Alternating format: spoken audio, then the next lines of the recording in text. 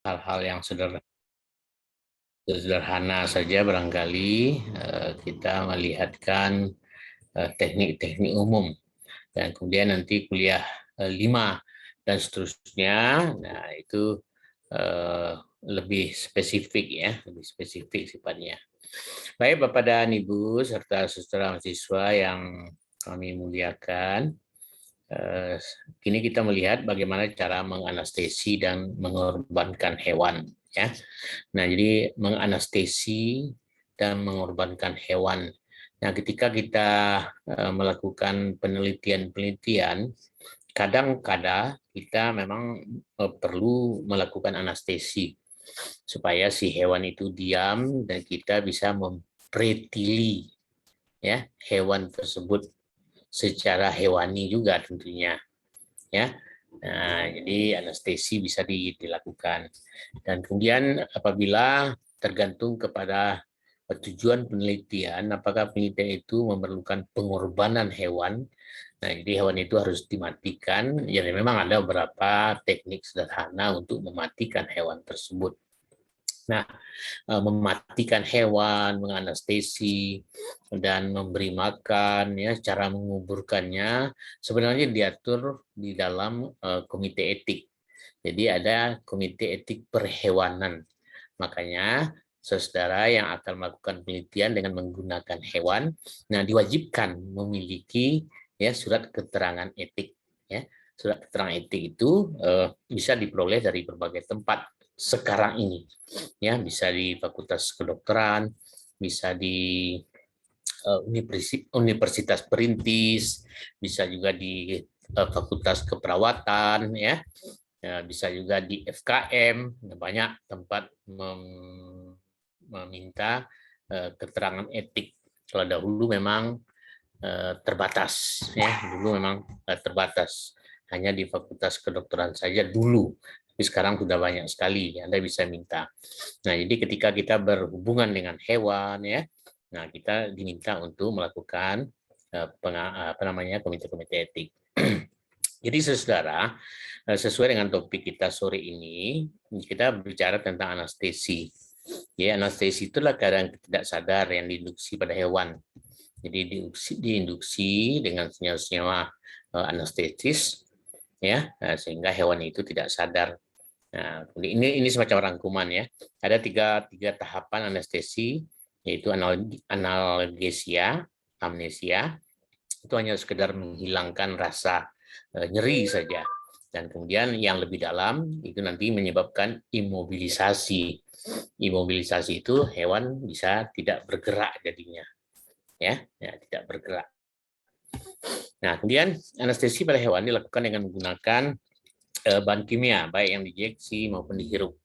Ya, bisa bahan-bahan injeksi tertentu, bahan-bahan tertentu yang kita injeksikan, dan bisa juga dihirup. Nah, dihirup itu artinya kita hanya meletakkan hewan pada sebuah wadah, misalnya beker glass, katakanlah seperti itu sederhananya. Kemudian diletakkan misalnya senyawa-senyawa penganestesi sehingga mereka menghirupnya nanti. Nah, ketika dia menghirup, nah nanti dia akan imobilisasi, dia tidak bergerak. Nah, tergantung kepada tujuan kita apa? Hanya sekedar menganalgesia atau mengimunisasi. Nah, itu kan tergantung dosis nanti. Ya. Nah, anestesia pada hewan dilakukan dengan menggunakan MEP. Nah, kemudian eutanasia. Bisa juga dilakukan eutanasia. Nah, proses mematikan hewan dengan cara yang manusiawi. Nah, eutanasia ini tidak memerlukan zat, tetapi secara langsung saja bisa saja dilakukan agar ia mati. Nah, caranya bagaimana? Ya, caranya dengan cara dislokasi leher, itu yang paling umum. Jadi dislokasi leher ini semacam apa ya pada manusia? Semacam orang gantung diri ya. Dia mengikat lehernya ke atas dan kemudian menjatuhkan tumpuannya sehingga lehernya itu terfraksi ya, fraksi dan terdislokasi sehingga dia menyebabkan mati. Nah, itu cara-cara yang dibenarkan. Ya, nah kemudian mungkin ada beberapa cara-cara lain untuk melakukan anestesi ini, tetapi yang paling umum adalah ini. Dan kemudian kalau kita lihat cara menganestesi itu memang diperlukan terutama pada hewan itu apabila dibedah. Jadi kadang-kadang kita perlu misalnya membuang organ-organ tertentu pada hewan, ya misalnya indung telurnya dibuang misalnya kan, nah itu kan harus dianestesi. Oke ya, nah bisa kita lakukan untuk analgesia saja, tapi kalau untuk tingkat ke dalam ya sampai ke organ-organ yang bersifat visceral yang berada di dalam tubuh, nah itu harus diimobilisasi ya, dia harus dimobilisasi. Nah, obat yang digunakan untuk anestesi biasanya memiliki efek yang berbeda-beda. Nah, beberapa obat dapat digunakan secara individu untuk mencapai semua komponen anestesi. Nah, lainnya hanya dapat bersifat analgetik, sedatif, dan dapat digunakan secara individu dan kombinasi. Nah, kalau untuk penelitian sebenarnya kita memang harus harus menghilangkan rasa nyeri. Jadi rasa nyeri itu tidak terjadi pada hewan, ya. Yang tidak terjadi pada hewan. Caranya ya bisa juga kita harus memberikan salap-salap anestesi, ya. Etikanya seperti itu. Kalau kita ingin menyuntik atau menoreh kulitnya, ya misalnya membuat luka bakar, kita harus berikan dulu salap-salap anestesi. Nah, itu etikanya. Nah, etikanya begitu. Nah, ya. Nah, sehingga nanti tercapai bentuk luka, luka sayatan misalnya ya. Nah, harus diberikan zat-zat pemati rasa dulu. Nah, banyak kok obat-obat pemati rasa yang berupa krim yang beredar di pasaran dan dapat kita gunakan begitu. Nah, pada manusia juga begitu. Apabila misalnya melakukan tindakan ya untuk penelitian, apabila tindakan itu bersifat rutin untuk klinis, untuk diagnosa dan lain-lain, tidak perlu dikasih anestesi, tidak perlu dikasih pemati rasa. Tetapi kalau untuk riset pada manusia wajib diberi anestesi. Jadi si pasien, orang yang akan digunakan untuk penelitian tersebut, dia tidak merasakan apa-apa. Ya mungkin saja Anda kalau tidak menggunakan hewan, bisa saja nanti penelitiannya menggunakan manusia dengan catatan harus ada penanggung jawabnya dokter. Ya, jadi bisa saja nanti Anda penelitian pada manusia, nah tapi harus mengambil pembimbingnya salah satu harusnya dokter. Ya, nah ini namanya DPJP, dokter penanggung jawab kerja itu. Ya, harus dilakukan demikian. Nah, secara ada juga yang bisa digunakan senyawa-senyawa neuromuskular, beta blocker neuromuskular, misalnya succinylcholine, ya, dekametonin, curare, dan lain-lain. Nah, ini juga dapat digunakan untuk anestesi. Ya, jadi banyak sebenarnya anestesi itu yang bisa dipakai. Nah, lalu memang diperlukan nanti tindakan-tindakan yang tertib, artinya terstruktur, ya, yang register. Nah, sehingga siapapun nanti mengulang dengan cara yang sama, maka dia akan melakukan hal yang sama, sehingga nanti diharapkan memperoleh hal yang sama juga. Nah, tentu saja yang tidak kalah pentingnya, kita menggunakan hewan yang sebelum dianestesikan itu, ya, hewan-hewan itu harus standardized untuk penelitian. Standardized itu artinya apa? Galurnya itu harus jelas. Galurnya harus jelas, ya.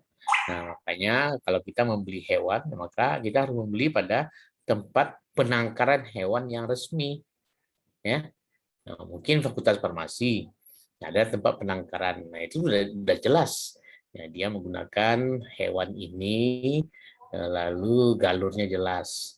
Atau di Bukit Tinggi ada bagian veteriner ya di sana, misalnya tempat di Bukit di Baso namanya, di Baso itu. Nah, itu dia juga menangkap hewan yang terstandar. Nah, jadi ada tujuannya kita menggunakan hewan-hewan yang terstandar tersebut, ya. Oke. Baik. Nah, mengorbankan hewan percobaan. Nah, percobaan dengan hewan biasanya akan berakhir dengan mematikan hewan tersebut. Karena baik karena akan diambil organ in vitro-nya selama pada akhir percobaan, misalnya pengamatan histologi paru, misalnya kan, untuk menilai bagaimana efek obat, misalnya efek toksik obat, atau karena hewan tersebut mengalami penderitaan dan sakit dan cacat dan tidak mungkin sembuh lagi, misalnya. Nah, jadi ada juga hewan itu yang harus dimatikan, misalnya kita melihat fetus misalnya pada uji-uji teratogenitas. Nah, itu hewan itu memang harus dimatikan, ya. Jadi istilah mematikan hewan itu dikenal juga dengan eutanasia. Nah, eutanasia, ya. Jadi eutanasia ini kalau bahasa lainnya kira-kira killing me softly, bunuhlah aku dengan nyaman. Nah, begitu ya. Nah, eutanasia tidak diperbolehkan di Indonesia, walaupun pada manusia ini ya, walaupun pada negara-negara lain diperbolehkan. Ya, di Jepang diperbolehkan eutanasia, tetapi di Indonesia tidak, mungkin karena pertimbangan agama dan lain. Oke. Nah, bagaimanapun cara pembunuhan hewan itu memang harus cepat. Ya, artinya dia tidak akan merasa, mengerang, dan lain-lain. Ya, sama dengan menyembelih hewan itu kan harus ada syaratnya itu kan, pisaunya harus tajam, harus tepat, kalau segala macam.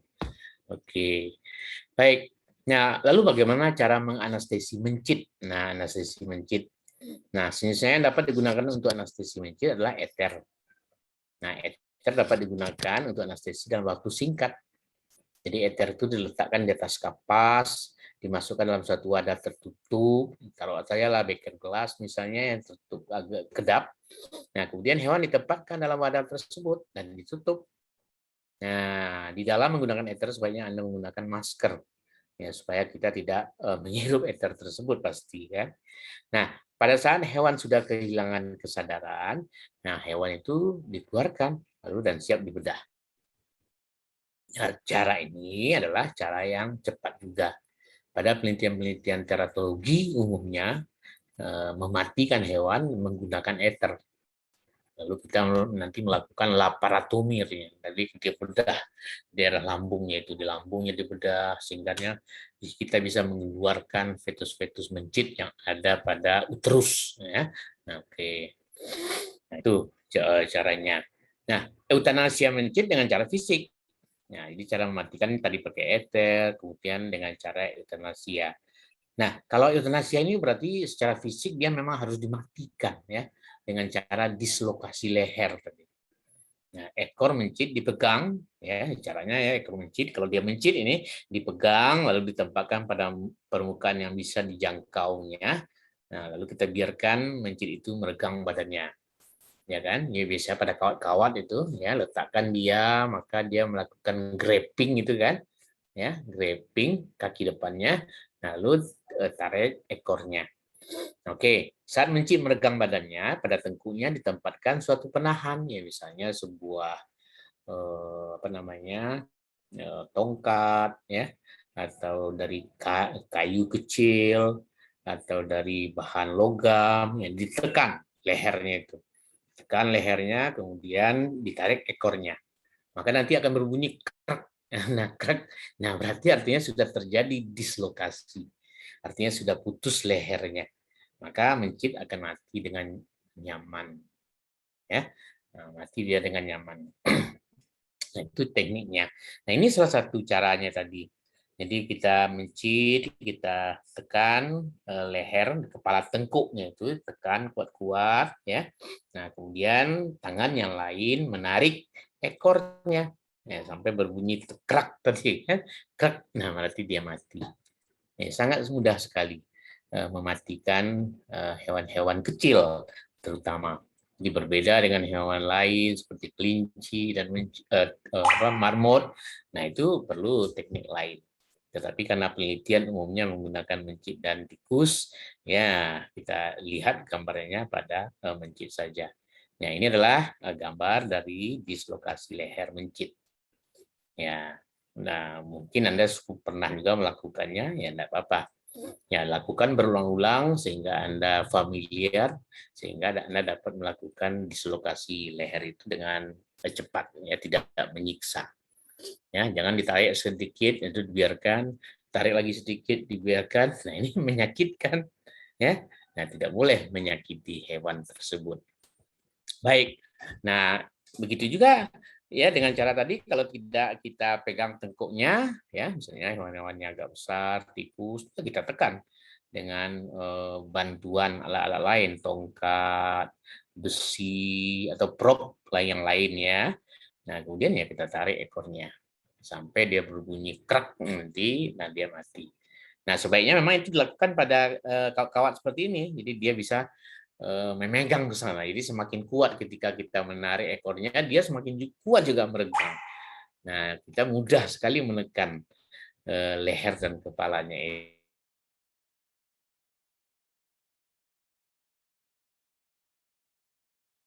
Gunting, entah apalah, pokoknya ditekan saja lehernya, ditarik. Nah, ini adalah cara-cara dislokasi leher yang diizinkan oleh etik. Ya, jadi bagaimanapun mencit itu, ya walaupun dia hewan, tetapi ada juga etik yang mengaturnya. Ada konvensi Jenewa yang mengatur bagaimana cara memperlakukan hewan itu.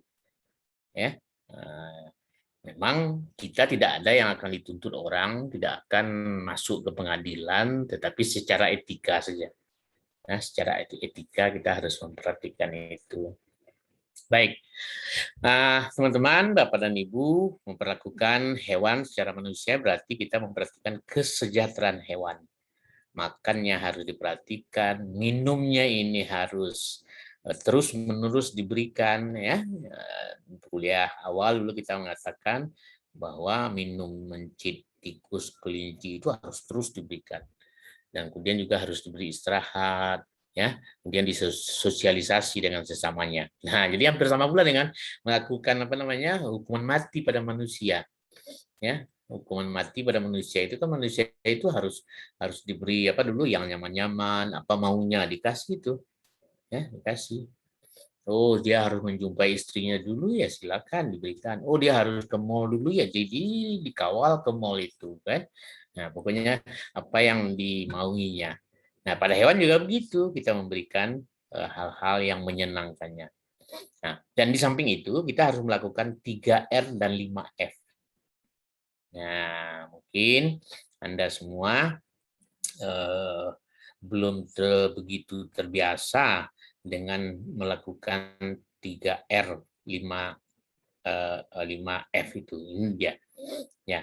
3R itu adalah replacement. Nah, replacement. Nah, replacement ini artinya apabila ada hewan besar, sementara ada hewan-hewan kecil yang bisa digunakan, nah kita wajib mereplace-nya. Oh, penelitian yang sama ini pada kelinci. Pada mencit juga bisa, maka kita harus mereplace, menggantinya dengan hewan yang lebih kecil. Ya, itu prinsip 3R. Nah, kemudian reduction. Reduction itu artinya mengurangi jumlah. Jadi tidak perlu hewan mencit itu dipakai 10 ekor. Kalau misalnya 5 ekor saja sudah mewakili secara statistik, nah kita tidak perlu memakainya banyak-banyak. Jadi ada memang reduction di sana. Reduction itu artinya kita memperlakukan hewan ini, kita anggap dia memiliki semacam hak hewani juga yang harus diperhatikan. Ya. Reduction. Jadi tidak boleh membunuh hewan itu banyak-banyak. Ya, kalau bisa sedikit ya sedikit. Nah, kemudian sepanjang yang sedikit itu bisa diverifikasi dan bisa dianalisa secara statistik. Nah, kemudian prinsip 3R yang ketiga, jadi replacement, reduction, dan ada refinement. Nah, ya, refinement. Nah, refinement ini artinya perlakuannya itu memang harus nyaman, tetap, dan kemudian hewan yang matikan itu harus tergantikan. Jadi sudah ada pembiakan berikutnya sehingga harus ada penggantian. Nah, prinsip 5F itu menerapkan freedom, ya freedom. Freedom dari apa? From hunger. Jadi or thirst. Jadi tidak boleh hewan itu tidak diberi makan. Jadi kalau Anda misalnya penelitian, kemudian Anda pulang kampung, lalu mencit dan tikus Anda kelaparan, nah berarti Anda sudah melanggar 5F ini. Ya, itu etika ya, etika pada hewan. Ya, tidak boleh dilakukan. Dan kemudian discomfort. Discomfort ya berarti ya ketidaknyamanan pada hewan. Ya, misalnya hewan itu di kandangnya itu kita kasih terlalu banyak ya. Nah, ini memang ada aturannya dalam satu kandang yang ukuran sekian, ya ada ukuran-ukuran tertentu, ya itu ada juga jumlah tertentu berapa yang bisa dimasukkan ke kandang itu sehingga dia nyaman. Ya, nah yang ketiga pain, injury or disease. Nah ini harus bebas dari itu. Jadi pain, ya jangan ada rasa sakit. Makanya tadi kalau kita menggunakan penyayatan, kita harus memberikan pemati rasa dulu sedikit, ya. Begitu juga dengan injury, apabila kita ingin menyayat, ya harus diberikan pemati rasa. Nah, itu harus diperhatikan. Dan kemudian disease, nah tidak boleh dia menderita sakit. Nah, untuk tidak menderita sakit tentu pemeliharaannya benar, kandangnya yang bersih, ya kan? Jangan diletakkan di sini kandang mencit dan sebelahnya kandang ular, berbahaya itu, ya bisa mati dia segala macam. Dan kemudian karena kekotoran, ya bisa dia menderita penyakit lain. Nah, kemudian freedom to express normal behavior.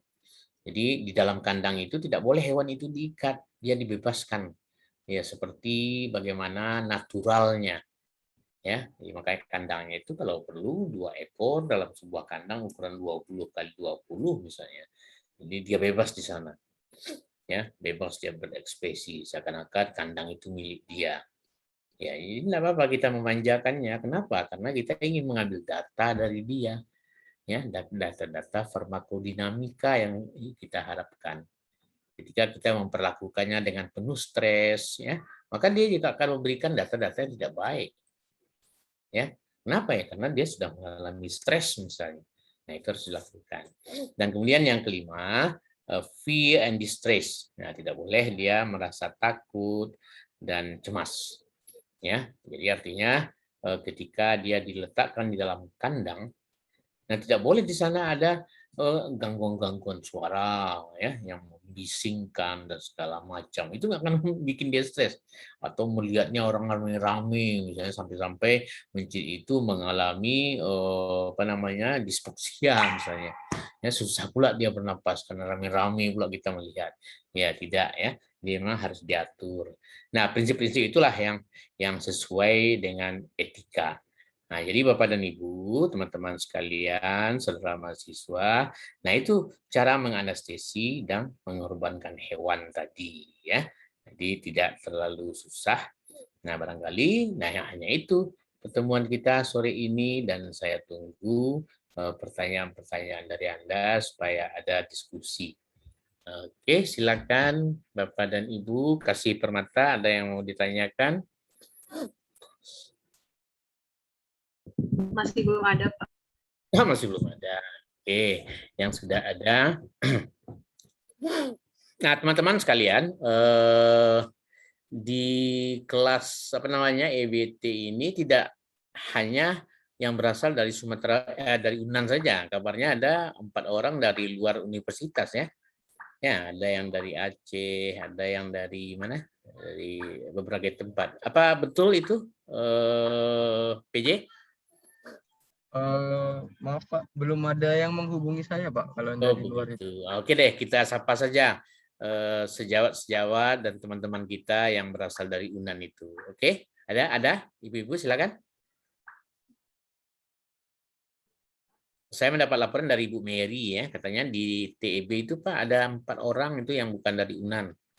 Nah, kalau memang ada, saya ingin menanyakan begini, apakah Anda melakukan ini dalam rangka apa namanya kuliah merdeka ini ya, ya kan?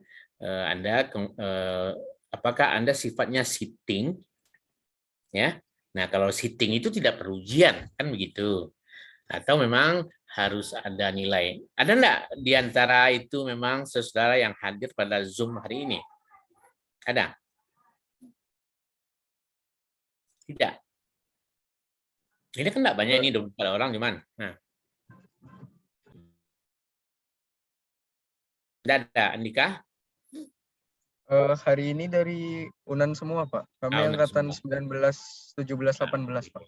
oke, oke, enggak apa-apa. Jadi saya mau menyatakan yang menyatakan itu Bu Mary ya. Oke. Nah, kalau iya maka diperlu apakah mereka sit in saja ya. Sit in itu artinya kita bisa saja mengambil di seluruh Indonesia kuliah-kuliah apa saja yang kita ingini dan sifatnya itu hanya menambah pengetahuan ya, tapi tidak ada ujian untuk itu. Ya, nah, itu yang sit in. Anda juga boleh mengambil, misalnya di Irian sana ada kuliah bagaimana cara memelihara burung merak yang baik, misalnya boleh Anda ambil itu, ya. Oke, sebagai mata kuliah. Oke.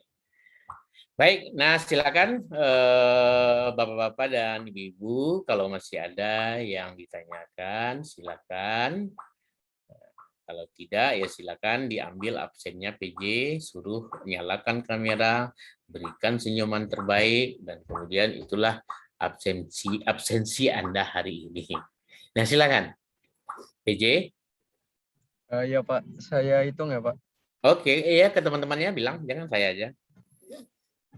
Iya. Oke, guys. Ya, itulah teman-temannya. Ya, malu, Pak. Ada seniornya juga yang ngambil. Iya, Pak. Ada Nah, senior tidak apa-apa juga, ya Pak. senior, maaf ya. Ya, kalau Andika berkata guys, hi guys, gitu ya kan? Silakan. Ya, Pak.